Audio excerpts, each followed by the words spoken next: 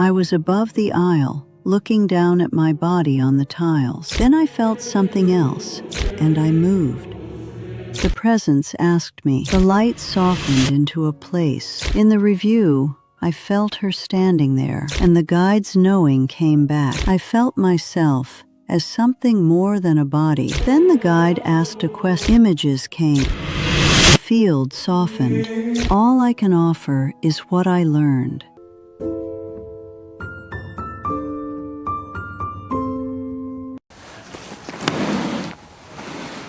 I grew up in a town where everyone prayed the way they breathed. I believed as a child because it was normal. Then life did what life does. It took people I loved. It broke plans I thought were permanent. And it left questions that easy answers couldn't hold. By the time I reached my 70s, I wasn't angry at faith. I was just done with it. I called myself an atheist because it felt honest. I still tried to be decent. I volunteered. I showed up for my family. I did my best. But privately, I had a rule. Don't hope for anything you can't verify. Then came a Tuesday that looked completely ordinary. Gray sky, wet pavement, grocery store. I was reaching for a jar of honey when a pressure grabbed my chest. Heavy, urgent, wrong. The kind of feeling where your body says, "This isn't a drill." I tried to breathe through it. I tried to stand still, like I could negotiate with my own heart. But the pressure spread into my jaw. My left arm went numb. My knees buckled. I remember saying, "Oh no," and then my basket hit the floor. And then, darkness. Not frightening darkness, just absence. And then awareness, without weight. I was above the aisle, looking down at my body on the tiles. My gray hair fanned out. A woman knelt beside me, fingers at my neck. Someone shouted for an AED. A store employee was crying. And the strangest part is that I was calm. Not numb, not cold. Calm. It felt as if a switch had flipped, and the fear noise in my mind went silent. What remained was clear, quiet knowing. I thought, almost casually, so this is how it ends. Then I felt something else, like a low, steady hum under reality, a hidden note I'd never heard before. The grocery store faded, not like a light turning off, but like fog dissolving. And I moved. I didn't travel through space the way you walk from one room to another. I was drawn, gently, toward warmth, toward light, toward something that felt like belonging. There was light, but not harsh or blinding. It felt alive. It held me the way water holds you when you stop fighting and let yourself float. And inside that light, there was presence. No wings, no throne, no booming voice. Just an intelligence wrapped in kindness. The moment I noticed it, I felt completely known. Every regret, every secret, every tenderness I never admitted out loud. And yet there was no shame, because the knowing came with love that didn't wobble. Then, without words but perfectly understood, the presence asked me, "Are you all right?" Such a simple question. And it broke me open, because I realized how long I'd been fine on the outside and lonely on the inside. I answered with truth instead of performance. I didn't think there was this. And what I felt back was something like gentle amusement, not mocking, more like, yes, I know. Come with me. The light softened into a place. I found myself in a wide field under a sky that looked like early morning before sunrise. Endless, calm, welcoming. The grass shimmered. Distant trees stood like guardians. Everything felt clean and alive. And I was whole. No aching knees, no tight chest, no stiff hands. I felt like myself, but lighter, like the best version of me that had been buried under years of worry. I sensed other presences nearby, quiet, respectful, familiar in a way I can't properly explain. No one demanded anything from me. No one tested me. I felt welcomed. This was the moment I expected a lecture. See, you were wrong. Now you'll be punished for doubting. But none of that happened. Instead, the presence, my guide, though I didn't call it that then, invited me to look. A still surface appeared in front of me, like a pond with no ripples. And on that surface, moments from my life rose up, vivid, living, three-dimensional. At first, it felt like memory. Then I realized it was review. But it wasn't a courtroom. It was education. I wasn't being attacked. I was being shown truth, with love strong enough to let me face it. One scene. I was in my 40s, snapping at a young cashier because the line was slow and I was tired. I'd forgotten it completely. In the review, I didn't just see my face and hear my words. I felt what she felt. Her embarrassment, her stomach dropping. The way one sharp comment can echo in a person's mind for hours. I wanted to look away, but the love around me made it possible to stay present. It didn't excuse me and it didn't crush me. It simply showed me reality. Then another scene. I was much younger, sitting with my husband on a porch after we'd received bad news. I hadn't fixed anything. I hadn't said anything brilliant. I just stayed. In the review, I felt his exhale, relief, gratitude, the quiet healing that comes from not being alone. And suddenly, I understood something I had missed my entire life. The smallest moments matter. Not because the universe is petty, but because the universe is intimate. Every word is a seed. Every silence can be a shelter. Every choice sends ripples.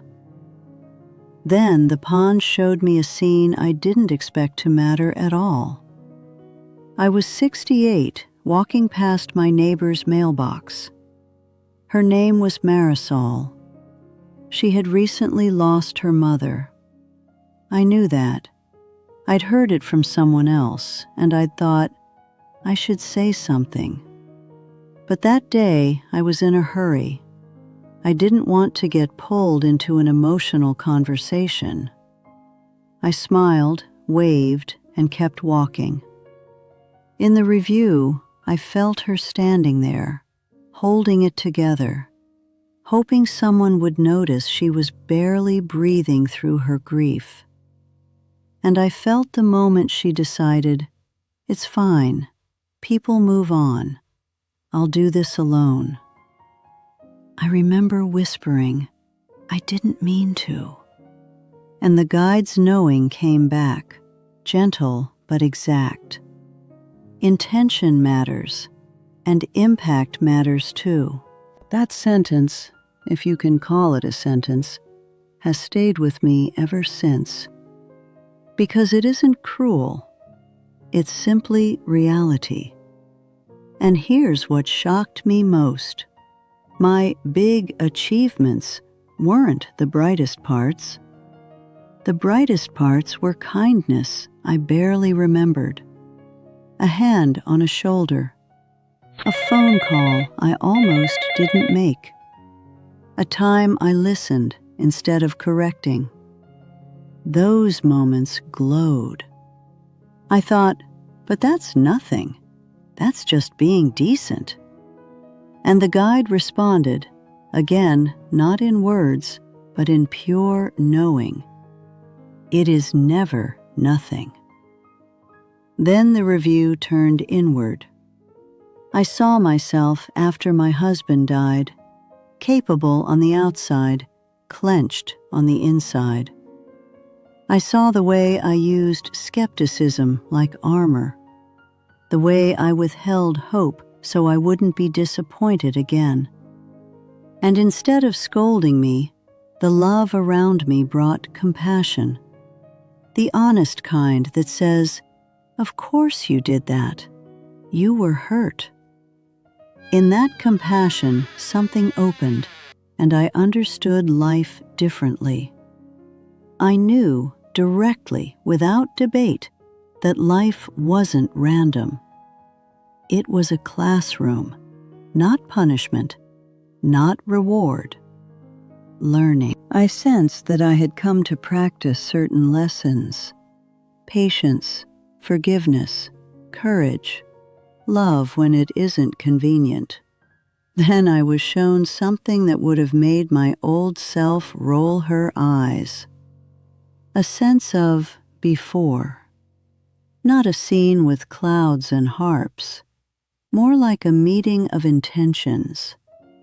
I felt myself as something more than a body, agreeing to come here, agreeing to forget for a while so that I could learn through experience. Not you will suffer, not you will be punished, more like you will be challenged and you will grow. I'm not claiming I can prove that to you. I'm telling you it felt as obvious there as breathing feels here. And in that place, I understood something else about my skepticism. It wasn't wrong. It wasn't punished. It was honored because I was honest. But I also saw how I'd used skepticism as a hiding place, a way to keep my heart from being broken again. The guide didn't demand I become a believer. It invited me to become open. Then the guide asked a question that mattered more than any philosophy. Do you want to stay? The peace around me was so deep, it felt like resting for the first time in decades. I didn't feel tired. I didn't feel afraid. I didn't feel alone. I wanted to say yes. But then I felt a pull, like a thread tugging from far away. Images came, my daughter's face, my granddaughter Lily laughing with a missing front tooth, throwing her arms around my neck. And I felt what my family would feel if I didn't return. Grief like a wave, searching for me in sweaters, in photos, in empty rooms. I understood something simple and fierce. Love goes both ways. If I stayed, I would be at peace. If I returned, I could still give love in a world that needs it. And the guide let me choose. No pressure, no guilt, only an invitation to love. So I said yes. I'll go back. field softened, the light intensified, and then I felt myself moving through layers, the hum growing louder, the world condensing. Suddenly there was weight. There was pain. There was air pushed into lungs. I woke up in a hospital room with tubes and wires and a throat that felt like sandpaper. Someone said, "We've got her back," and I cried before I even knew why. Recovery was slow and unglamorous. My body hurt. I was weak. I needed help doing things I'd done alone for years. And there were odd aftershocks. For a while, colors looked too bright. Certain sounds felt sharp, like my nerves were turned up. I'd wake in the night with my heart racing, not from fear of death, but from the sheer strangeness of being back in a heavy body. But inside, something had permanently shifted. The fear I carried, my quiet fear that everything ends in emptiness, was gone.